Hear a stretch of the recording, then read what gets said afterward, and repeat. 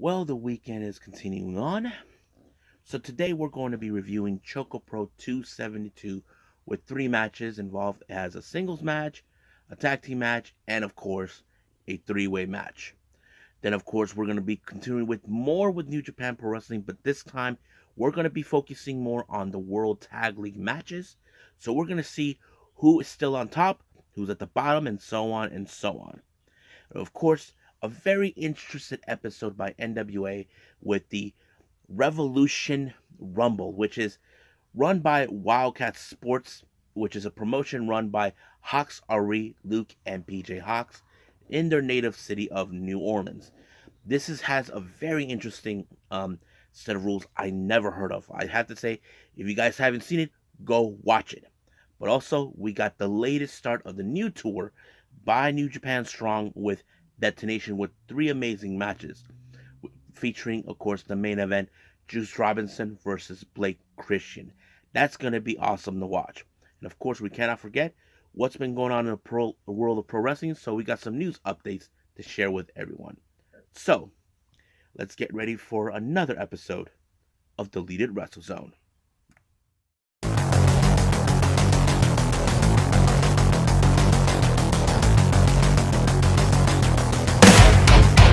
Are you ready? Get up, get up! Get up, get up! Get up, get up! Get up, get up! Get up, get up! Get up, get up!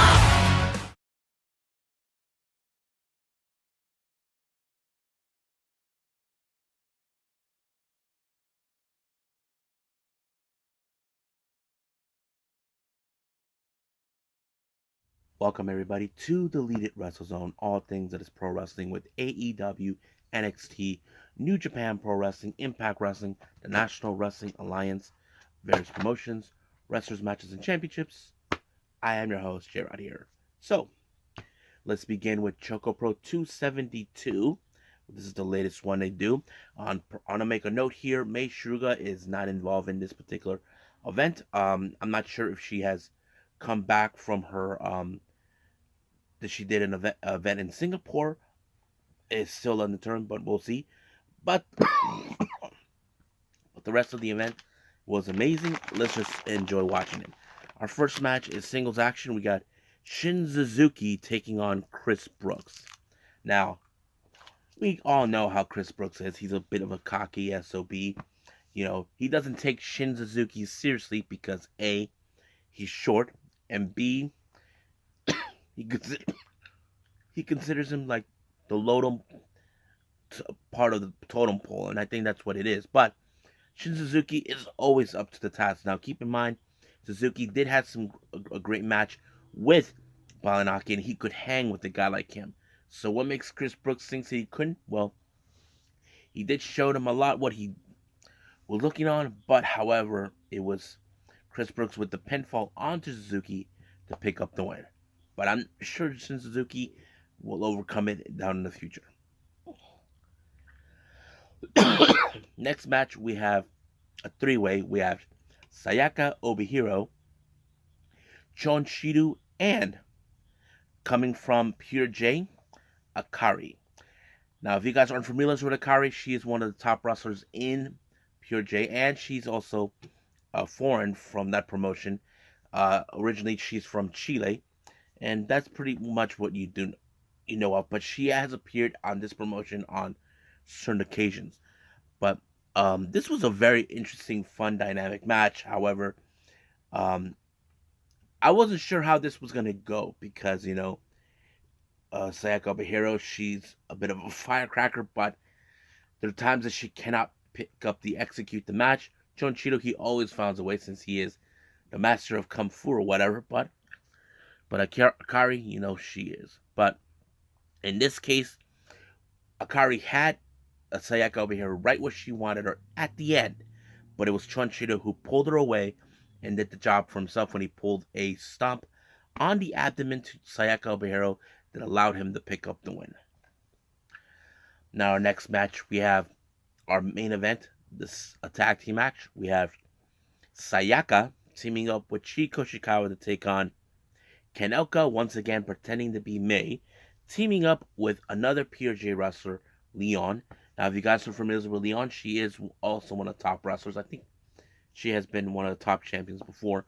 But it was pretty cool. It was amazing. But however, Kanoka tried to channel the Mei Shiruga power in his favor. Kind of did work, but however, in this case, it was a big splash by Leon to pick up the win onto Chi to give her the win. Now, our Jonkin tournament, this was a very difficult one to determine, but you probably would have think in your minds, there's no way the ones from PRJ were gonna win this one. Well, we can say we're half right, we're half wrong in every way, but I wasn't sure because there was moments where Akari was still going at it with Chi. If you guys ever seen Jonkin, sometimes when you go like this, you have to do it again, or this, everything. But at some point, some changes. But Akari was able to overcome that with Chi, and then she tried again, and this would also resulted her to win the final, all the way to win the chocolate. So I thought it was pretty interesting, Akari winning that. It was great to hear that the PRJ wrestlers showed up, but we move on from that. There will be more ChocoPro on the next episode, but right now let's move on with New Japan Pro Wrestling.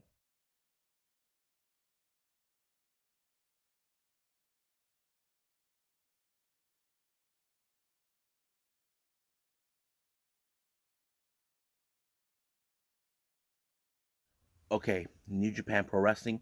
Like I said before, we're going to focus on the World Tag League matches. Now, on a note here, um, we only have 5 matches involving with 10 teams.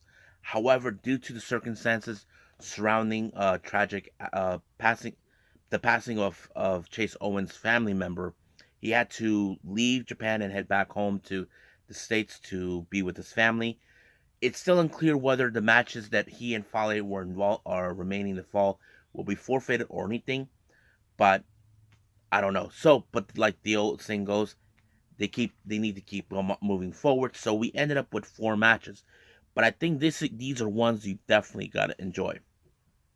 Now, our first match we have Gabriel Kidd versus no Gabriel Kidd and Alex Coughlin taking on Aussie Open and Aussie Open. Now it comes out with that seemingly little weasel Gideon Gray saying that he feels sorry for them because they got 0 points.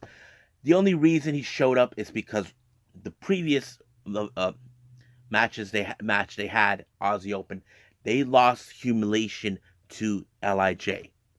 So basically, he fed the wolves to the weakest link of the group, and I think that's what makes it so interesting. That this is not about just winning the matches. This is about trying to get themselves back up, letting their frustrations out after losing to Lij big time. But of course, like any other way, this match ended with the Coriolis spike on Kidd, giving Aussie Open the win. But does this affect them to win the finals? That is something to yet to be determined.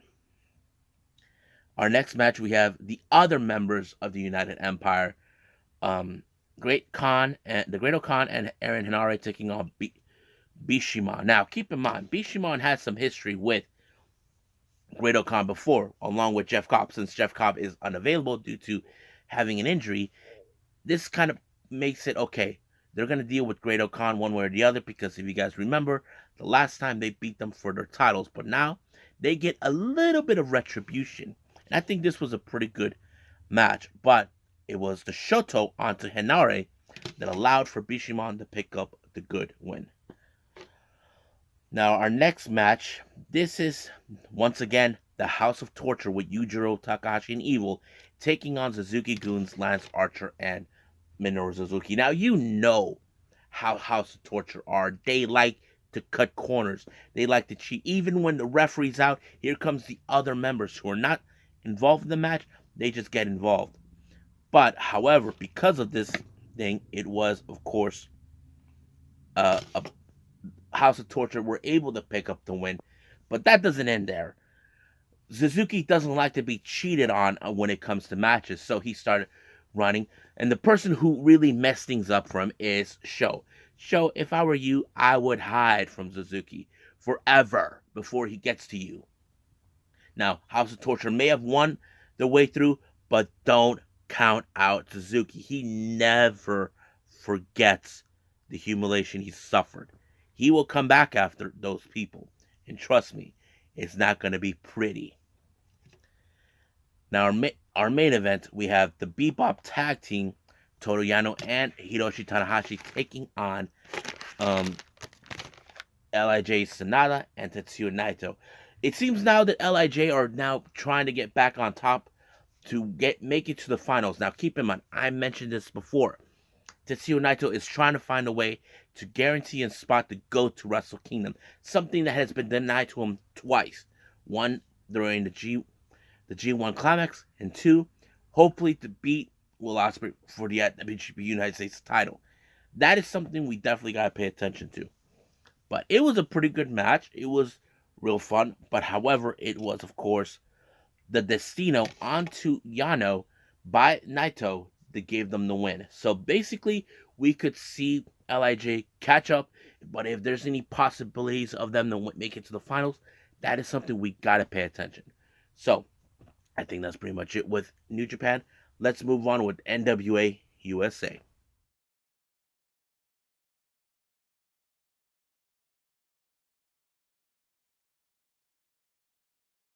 Okay, NWA USA. Now, if you guys have been watching a lot of the NWA stuff, as you know, they had something going on during Hard Times 3 in New Orleans with Wildcat Sports Wrestling, which is a promotion started by Luke Hawx, and his son even helps him out there in that as well. This only happens in New Orleans. Now, this type of match they introduced is called the Revolution Rumble, a very unique type of rumble I've never heard of. Now, we have seen various rumbles and battle royals where, of course, in the battle royals, we see wrestlers already in the ring. They have to be thrown out over the top. But in rumbles, we see one wrestler comes in every 2 minutes or so. But this one has a unique way. It starts out with 8 wrestlers in the ring. Now, after 5 minutes, the remaining wrestlers will come out every 60 seconds.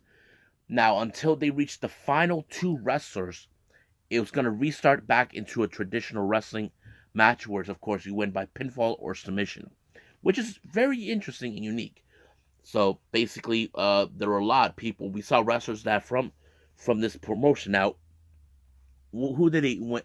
What did they get from this particular match if they win? Well, a chance to face Chuck Divine for the heavyweight title that he currently holds. So it's kind of like the same old concept we've seen every single time. So there's nothing wrong with that. Now, there were wrestlers that we've seen from NWA. You know, Odison was in it. Who else was in? Sal the Pal, Jack Stane, and Anthony Mayweather. Of course, their feud continued on even in the Dan ring, because apparently Jack Stane was more focusing on trying to get rid of Anthony Mayweather rather than try to win the match himself. That's what he was doing. But mostly we saw wrestlers that are from that particular promotion. But the surprising person who was involved in this match was Genocide. She was the only female that ever participated in this particular Rumble. I'm like, wow, it's pretty cool. Now, we've seen this type before in WWE. I think we had that with Nia Jax before. I'm not sure about China, but it was interesting. But how did we get to the end? Well, we jump into, of course, Rhett Titus and Odison. Now, Odison is a very tough SOB. He seems like he could have won this match, but Rhett Titus, he is a professional wrestler. We've seen a lot. He knows exactly what to do. He seems like he was about to go out, but he was able to pick up the win by rolling up Odison. 1, 2, 3. Count out. He is done. He wins the Rumble, and he fakes Chuck Divine for the title. I don't think anybody expected it, but I have to say, Rhett Titus, he is one of those wrestlers you can get behind, and I really feel that's going to be a good match with him and Chuck Divine. But if you guys haven't seen this, go check it out. You can go see it on YouTube, or if you have subscribed to it on Fight TV, then go ahead. So you'll see it. So I think that's pretty much it right now with NWA USA. It's time for New Japan Strong.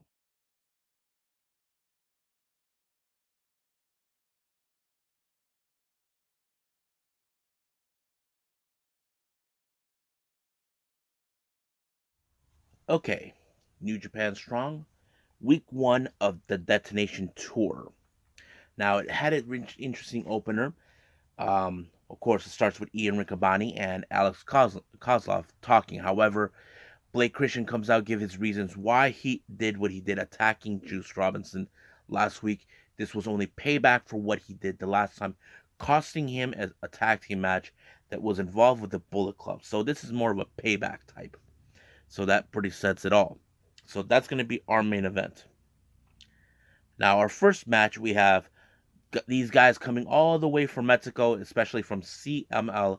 We're talking about Atlantis Jr. and Virus taking on Adrian Quest and Rocky Romero. Now, if you guys aren't familiar with Atlantis Jr., he is second generation wrestler. His dad is a well-rounded wrestler from CLML. I'm a big fan of his dad, and I haven't seen him much as a what his junior can do as a wrestler, but he can be very impressive. Try to live up his own legacy.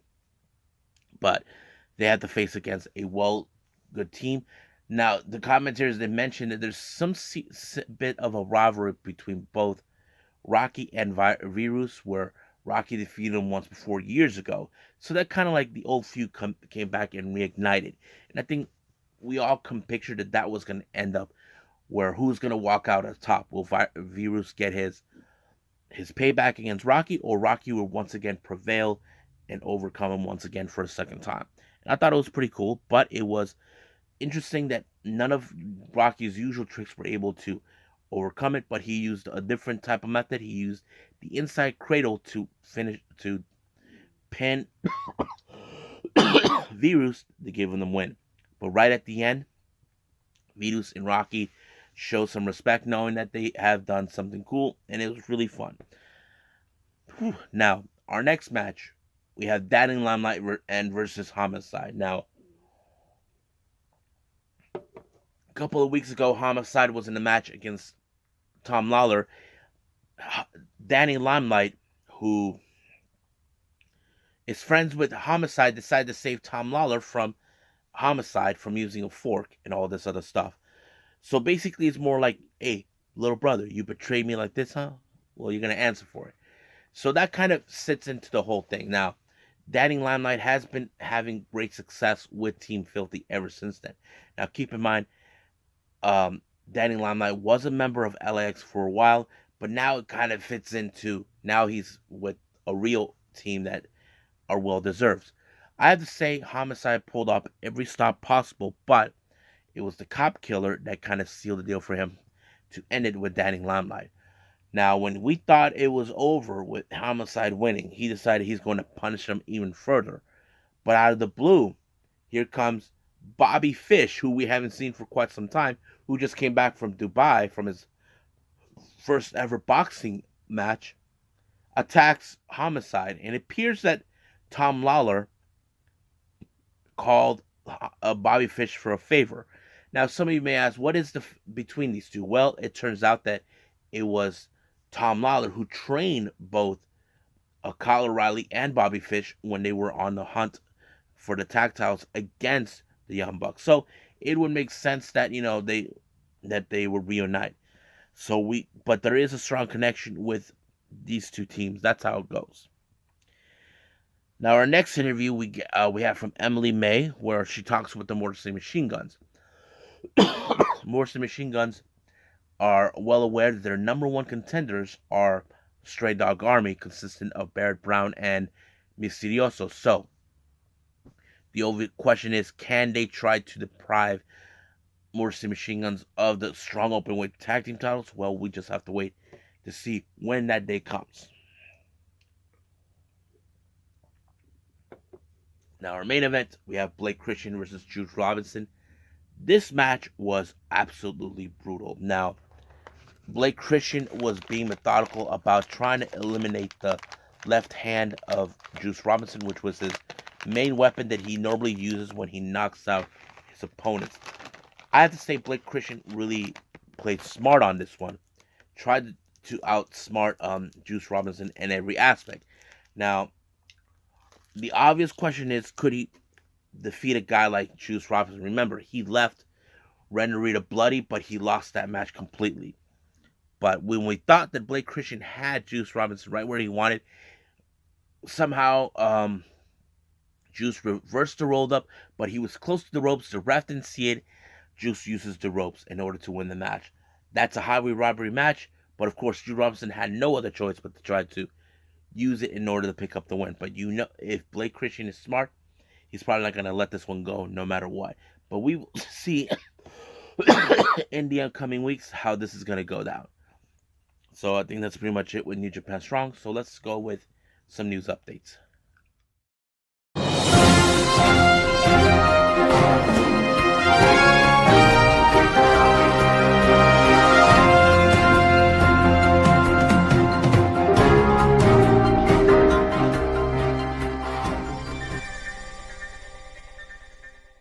So here are the news updates. Now, this first one, this is one that I kind of haven't brought upon. If you guys remember, not too long ago, I mentioned Nosawa Rangai is set to retire due to conditions because of his injuries he obtained over the years. As you know, he is the leader of the faction known as Los Perros del Mar de Japon, which is a name that he got from when he was in Mexico teaming up with Pedro Guayo Jr. Now, however, he stated in an interview saying that once he's retired, Los Perros are done. So that means they're completely done. They're not going to be doing anything else. Everybody's going to be disbanded. But what does this mean? Recently, I saw Kotaro Suzuki just made his way all the way to DDT Pro Wrestling. Don't know what's the significance of him going there, but Eita, I'm not sure. But I know he still has some some unfinished business with Yoshinari Ogawa, the leader of Stinger. I'm sure Super Crazy is returning back to Mexico. So I'm not sure yet. But we do know that Rangai is set to retire in February. So we'll see what happens then. Twitter page known as Dramatic DDT, which is like their news updates for both DDT, Ganbare Pro, and Tokyo Pro, has announced that Shota, who's been on excursion here in the US, will be making his way back to Japan for an event by Ganbare Pro on the 27th of December. This will be his first match since he left on his excursion. Now, this is a very interesting that came across right now on Kurt Angle's podcast talking about Brock Lesnar. Now, I don't know if you guys remember this. There were talks about this many years ago about Brock Lesnar since he left WWE in 2004. There were rumors circulating that Brock Lesnar wanted to go to TNA. Now, Kurt Angle actually revealed the truth about that. He said that once Brock Lesnar tried to join TNA after he left WWE in 2004. But however, that couldn't happen because TNA couldn't afford him. Now, it would make sense. Now, keep in mind, WWE is a much bigger juggernaut of a promotion than TNA was back then. TNA was a popular promotion back then, but they did not have the financial means to pay the wrestlers heavily like Brock Lesnar, who is a big-time star. And I think that would make sense. There were rumors circulating about that, but it looks like it never came true. But they did mention him while in TNA, where Kurt Angle beat him for the IWGP third belt a few years back. But yeah, that's all I can remember. So it's kind of interesting to know that those rumors were confirmed, but Brock Lesnar did not get into TNA like he would have wanted. Now, some GCW updates. They will be making their way back to Atlantic City in March for a doubleheader weekend at the Showboat on March 4th and March 5th. And finally, our last update, as you know, we continue more to announce who will be involved in the ever Battle of Los Angeles by Pro Wrestling Guerrilla. They announced Leo Rush is now the 11th entrant in this particular tournament. I'm really excited for this. They got some big names involved in this. So I think that's pretty much it right now with our news updates. So let's call it a day. Well, I hope everybody enjoys this episode. Coming up, as you know, we continue more with New Japan Pro Wrestling's Super Junior Tag League, and World Tag League. We also got ChocoPro. However, we will be reviewing the last pay-per-view of the year by Wrestling Revolver season finale. I'm so excited for this particular event. And also we got GCW. I believe we have well, hold on, let's see. I know I saw it here somewhere. Yes, wasted time. So that's kind of interesting. So we'll be reviewing 4 um, shows in one for the next episode. So stand by for those. And I think that's pretty much it what we have. So I'll see you guys on the next DWZ time. Same DWZ channel. I must bid all of you adieu. So goodbye. And have a nice day. Bang.